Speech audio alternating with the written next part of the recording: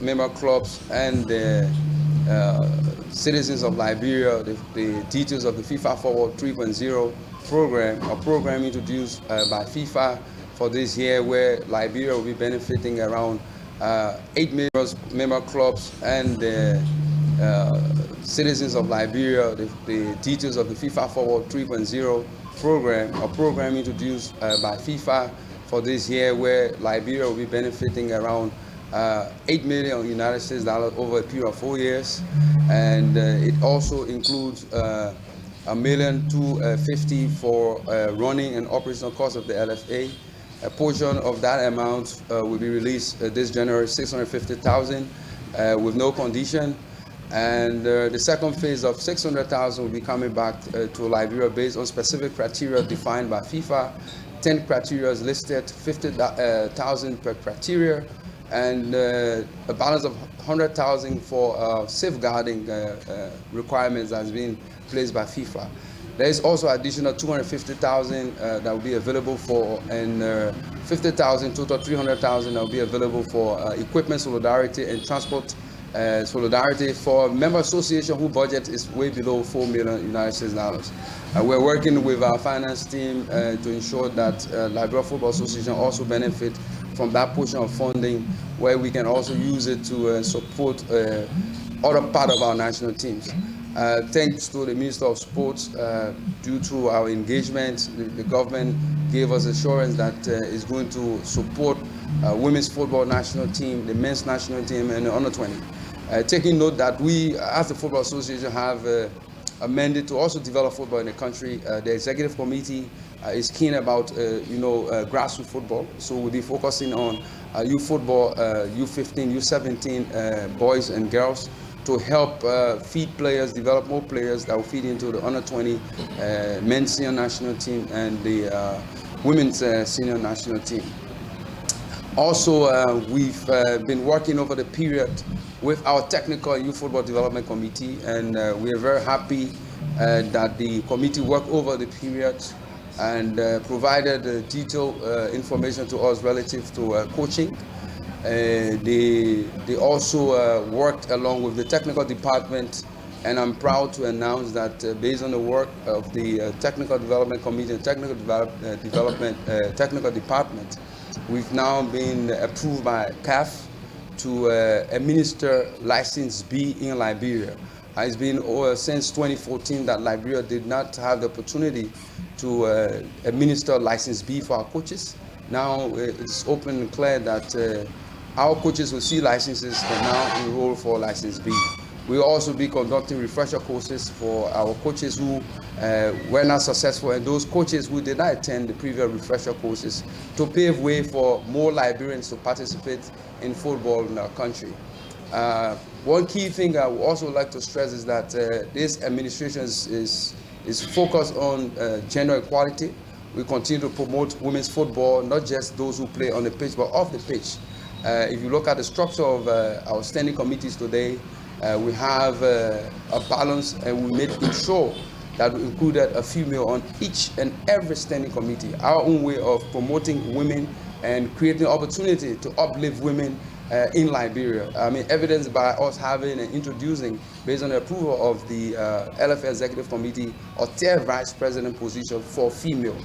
We believe that including women in football, off and on a pitch, is a pathway in terms of developing football and creating more opportunity for people. I'm proud and happy, and we are confident as the Executive Committee on the appointment of Madam Roslyn Connor, an administrator of football, vice president of Madibaro Football Club, a social scientist who have worked over a period of years, a lady who brings strength to our football development, and we think, it's the best way to move forward. For those individuals who question her professional skills and her ability, I think they need to go and review that again. The Technical and Youth Football Development Committee responsibility is not just tied to the selection of a coach. Madam Connor position on that committee helped to pave way in terms of developing a women's football strategy. It's going to be, shocking that we have a committee comprising of men and be discussing women football strategy with all, including a woman. So we are happy that we have Madam Kone, a social scientist that is involved with the team of other experts. Former player, coach Frank Jericho Nangbe, who formed part of the committee, former deputy minister and coach Mabu Richards. You also had the club president, Hilary Saki, a member from Member Association, Paul Romeo David, also on the committee. One of our legends, classifying to be a legend, young legend, one who played football for our country, who has, represented Liberia there internationally, won series of trophies with Mamelodi Sundowns, participated as a professional player at the level of the FIFA Club World Cup. I think I stand to be corrected, one of the only players that have done so far, Mr. Anthony Snotin-Lafort, contributed towards the selection process in terms of determining who is going to be the coach of Liberia national team. And based on the statutory provision given to them, they vetted series of coaches, taking note of not just the qualities in terms of the leadership ability, how they instruct or the performance of the period, but they center around in terms of how they can grow and develop Liberian football, building a very good local-based team, and also developing and bringing a new breed of players to represent Liberia internationally. So we as the executive committee received a recommendation from the Technical and Youth Football Development Committee. We review, and based on our own revision, it was submitted to the Ministry of Youth and Sports. Ministry of Youth and Sports responded to the LFA as owner of the national team, and we decided to appoint Mr. Ansumana Keita as head coach of the Liberia national team for 2 years. Mr. Keita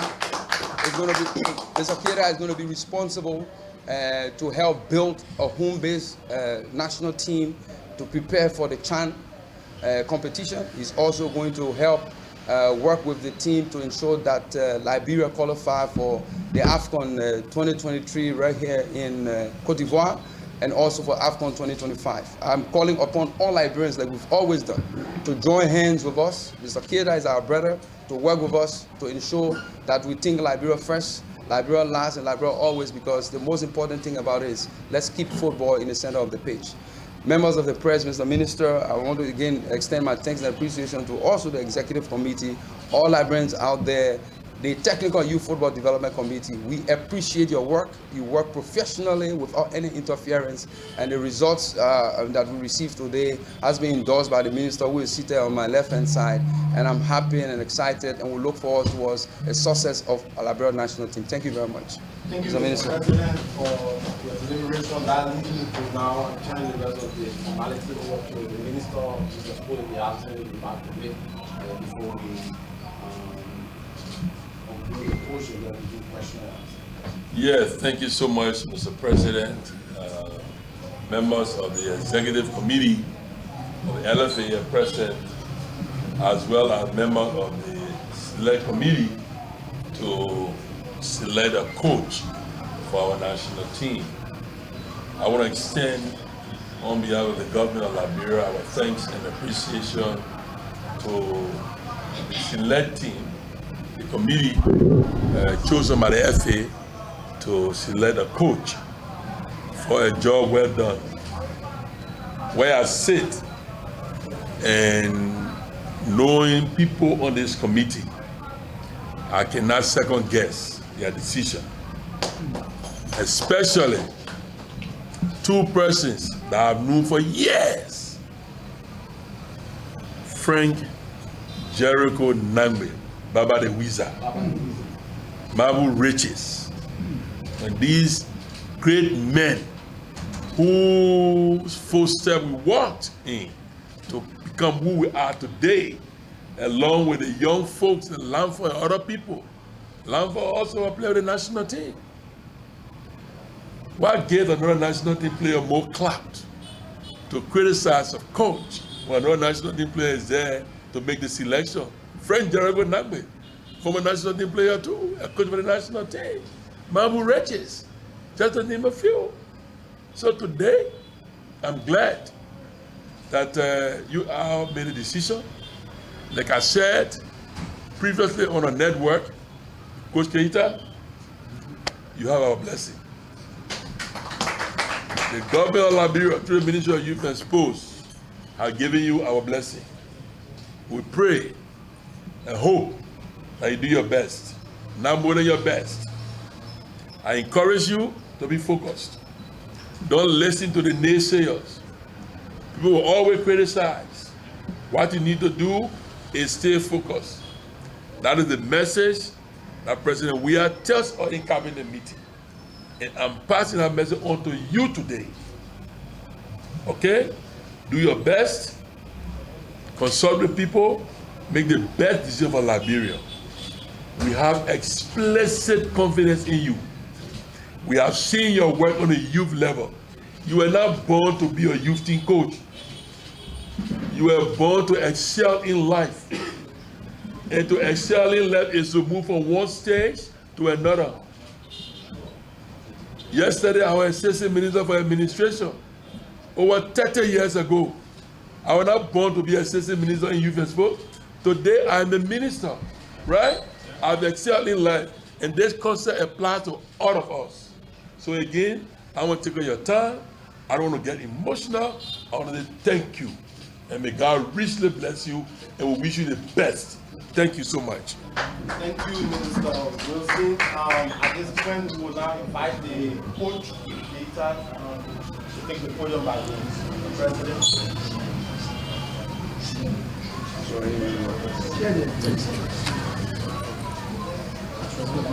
So we will have a small break in protocol. Traditionally, we do the unveiling here, but there's been a suggestion that we should do the unveiling on the main page. Okay. So we'll take questions and answers right here after Keita shall have spoken, and then we march on the page and do the unveiling where he wears the jersey and other apparel. So, Mr. Coach, after Keita, the media are going to say a few words before questions and answers.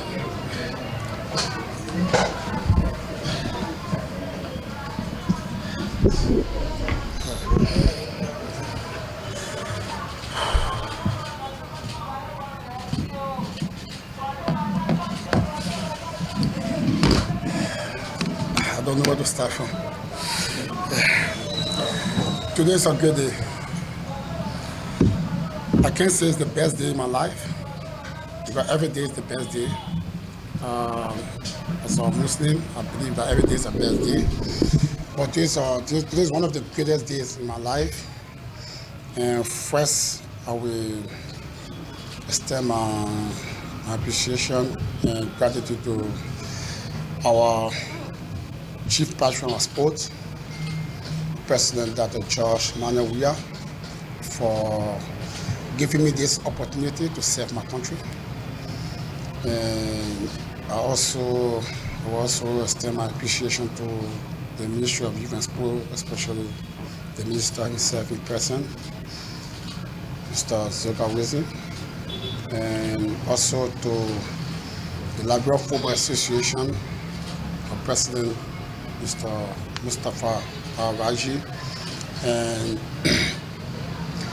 all the 3 vice presidents, plus the EC members, and all stakeholders in this country.